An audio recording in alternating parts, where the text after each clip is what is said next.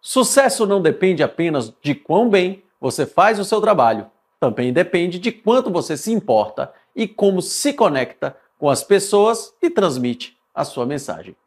Gosto muito dessa frase do autor Nicholas Botman, o especialista e autor do best-seller Como Convencer Alguém em 90 Segundos, destaca que o sucesso depende intimamente da capacidade de estabelecer sintonia instantânea.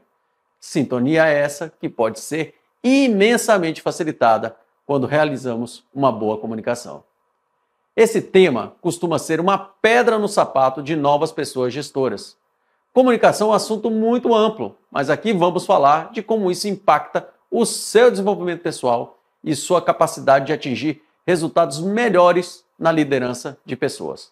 Vamos lá? Comunicar-se bem é uma habilidade que é necessária para todo mundo. Afinal, o ser humano é basicamente um ser social que se conecta, evolui e troca experiências através de um sofisticado sistema que pode envolver a fala, a escuta, expressões e posturas que transmitem conceitos. No caso de pessoas gestoras, a comunicação é muitas vezes fator decisivo, inclusive no encarreiramento. Porque nesse papel não adianta apenas saber fazer e ter entregas, é preciso conseguir ajustar bem sua comunicação para poder transitar em todo o network que te envolve.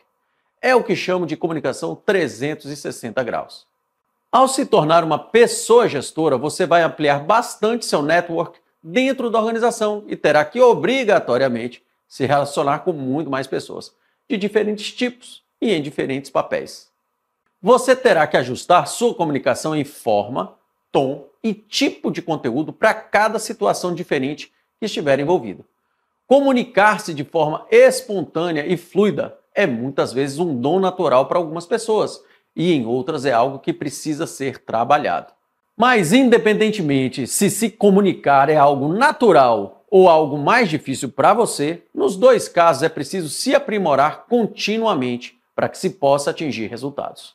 Esse é um tópico permanente para o seu pote 1, onde coexistem diversas técnicas e metodologias para se falar melhor em público, como por exemplo storytelling, para você melhorar a estruturação de suas ideias, ou ainda o domínio do método gerencial, que lhe dará confiança para comunicar os resultados da sua área. Além disso, também é um permanente tópico do pote 2, porque ao longo da sua jornada, você precisará encontrar seu tom de voz.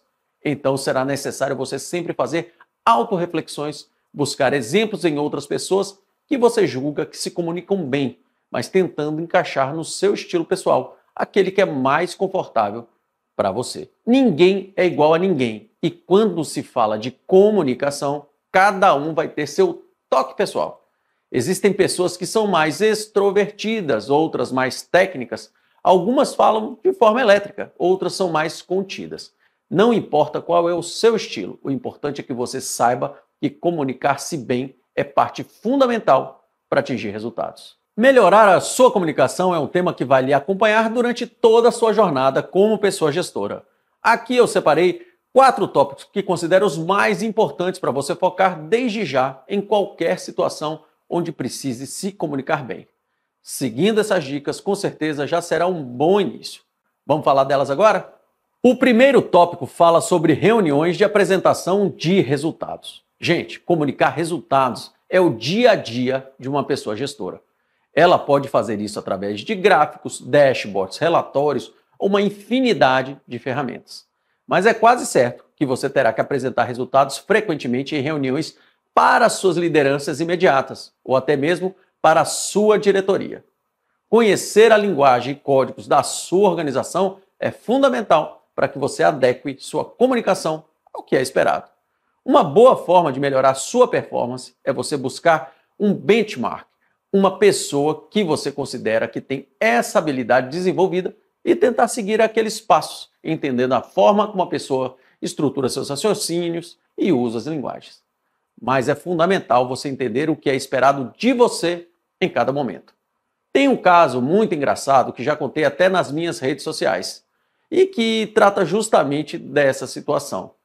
Certa vez estávamos numa reunião de resultados com a presença de uma consultoria externa e da diretoria da empresa. Como era uma importante reunião, eu e meu time levantamos tudo o que era possível para apresentar e impressionar. No meio do caminho, estávamos apresentando uma série de indicadores e o consultor contratado pelos sócios pediu a palavra. Então, amigo, esse indicador parece legal, mas tem meta?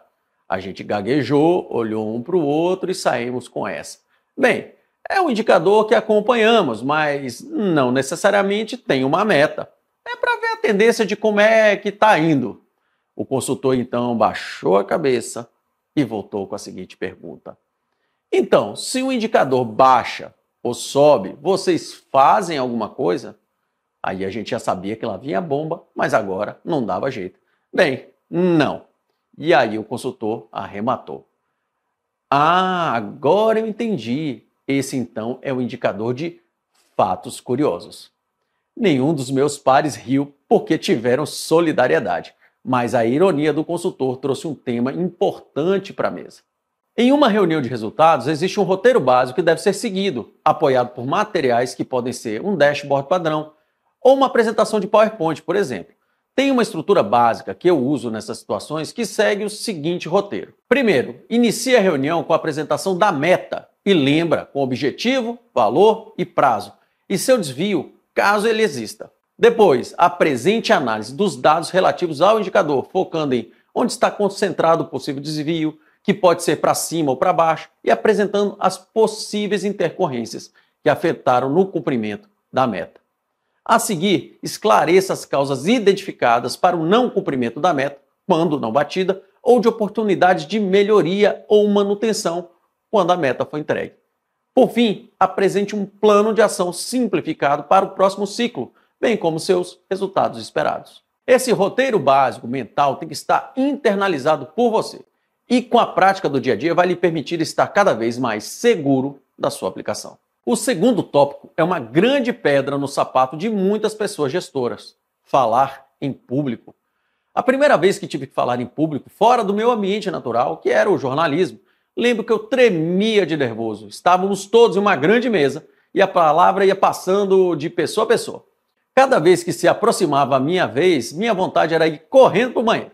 Quando a pessoa antes de mim começou a falar, achei que ia ter um colapso. A mão gelou, a garganta secou e minha vontade foi sair dali imediatamente. Mas não tive a oportunidade. Então comecei a falar de forma gaguejante e parecia que as palavras não queriam sair da minha boca. Mal lembro do que falei, também nem lembro se o que precisei apresentar foi bem aceito ou não. Só lembro daquela sensação terrível. Mas sabe de uma coisa? Depois daquilo eu já falei tantas vezes em público, seja em reuniões de resultado, seja para minha equipe ou em grandes convenções empresariais, que fico feliz de não ter fugido daquela sala. Ainda dá um friozinho na barriga toda vez que vou abrir a boca, mas com o tempo aprendi a controlar o medo e passei a dominar melhor a situação.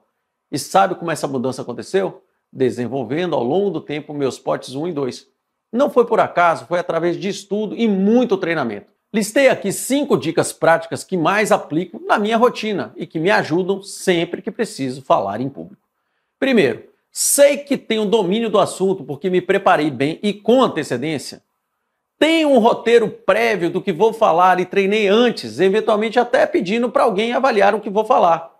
Conheço as causas do que me deixa minimamente nervoso antes de cada apresentação e tento antever quais gatilhos podem me tirar do foco. Conheço o público da apresentação e tiro todo o foco de mim para me concentrar na mensagem que quero passar. E por fim, não penso no que vão falar de mim, porque sei que o discurso perfeito não existe, então o feito é melhor do que o perfeito. Seguindo essas dicas, você com certeza irá perceber uma maior facilidade no seu processo de falar em público. Claro que em casos específicos vale a pena uma avaliação com um especialista ou aprofundar em um curso de oratória, por exemplo. Mas como aqui o foco está nos primeiros passos da sua jornada de liderança, acredito que essas dicas já suprem bastante esse primeiro momento. Até aqui já falamos algumas vezes que a forma como você projeta a sua imagem é essencial. Então o terceiro tópico fala exatamente sobre isso: postura corporal e linguagem. Um dos maiores cuidados que você como pessoa gestora terá que ter é com a sua postura corporal e linguagem. Parece uma coisa que fica em segundo plano, mas acredite, nessa posição de liderança, você estará em evidência muito maior, tanto perante sua equipe, como também perante as demais áreas da organização. Já vi muitas pessoas com potencial descuidarem disso e, por vezes, serem preteridas em processos de encarreiramento.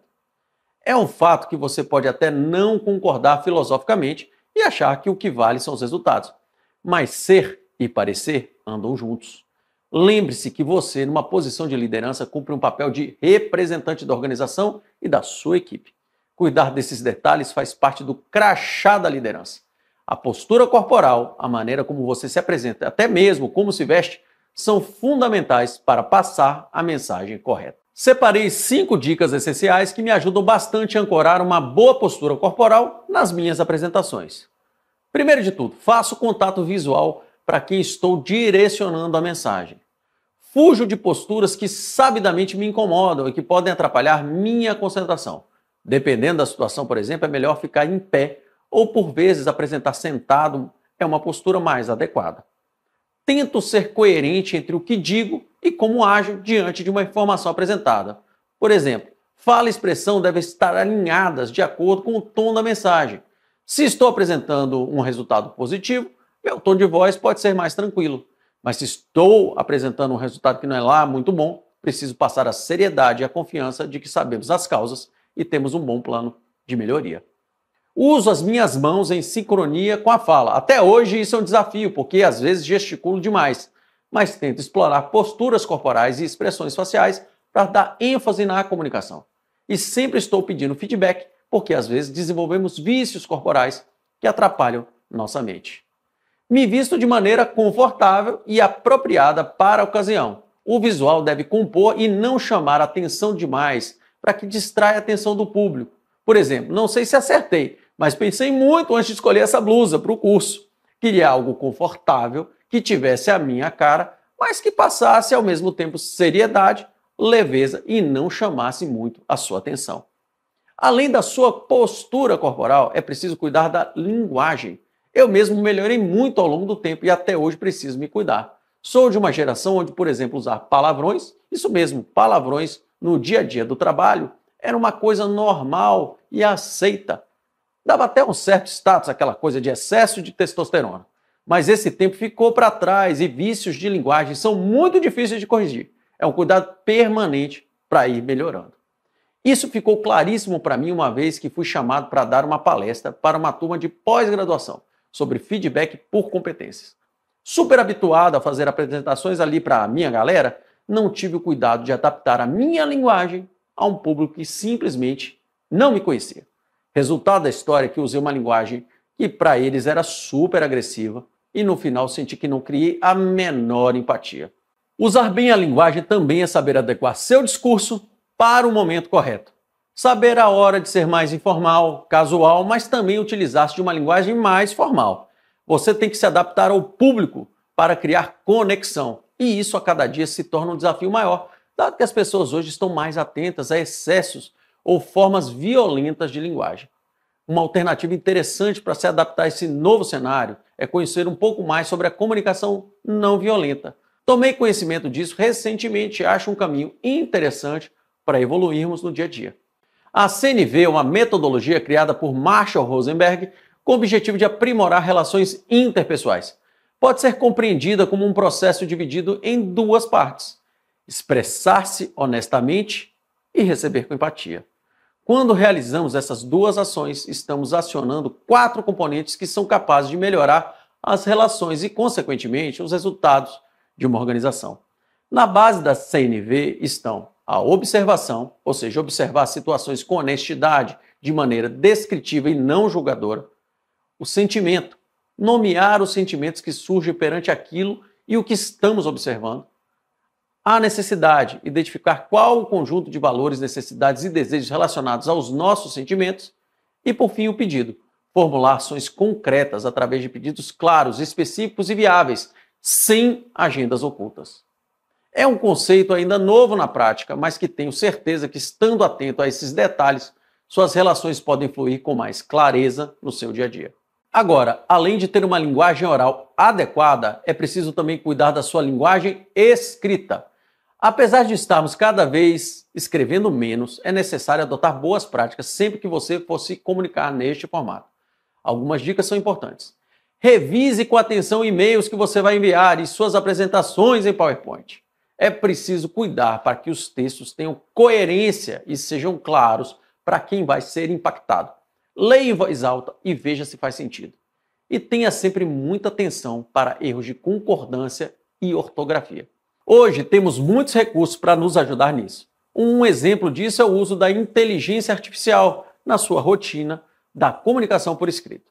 Sempre que precisar revisar algo ou redigir questões que sejam pontuais, você pode testar vários dos recursos já disponíveis no momento.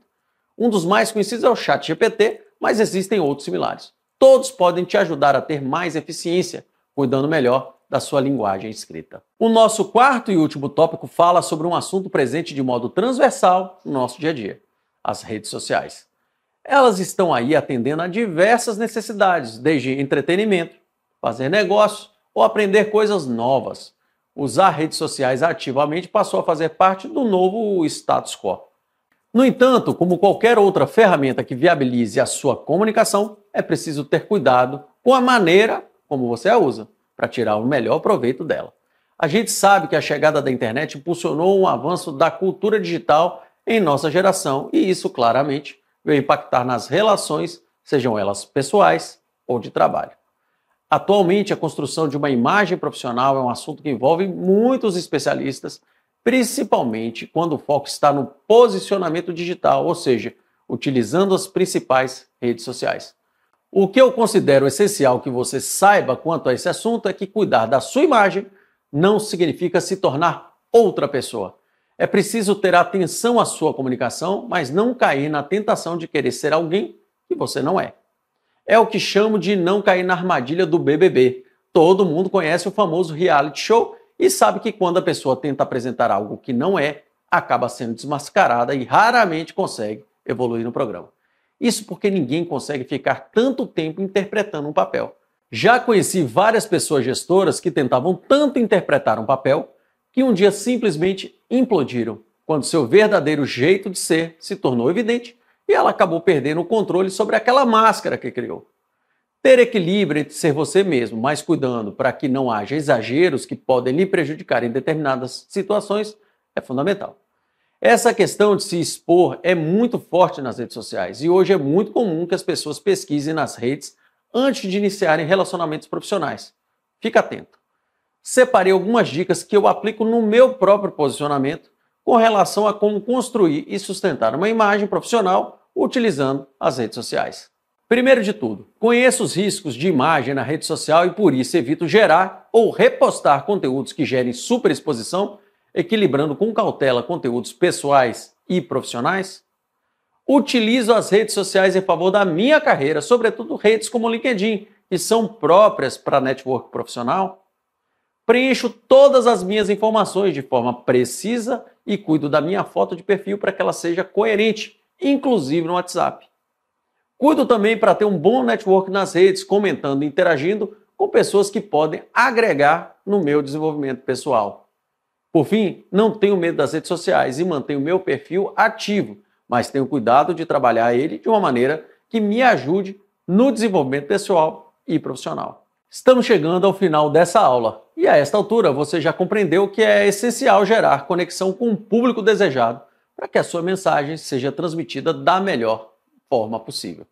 Seja através de uma reunião de apresentação de resultados, seja falando em público, se posicionando com a postura corporal e linguagem ou ainda gerando conteúdo e valor nas suas redes sociais.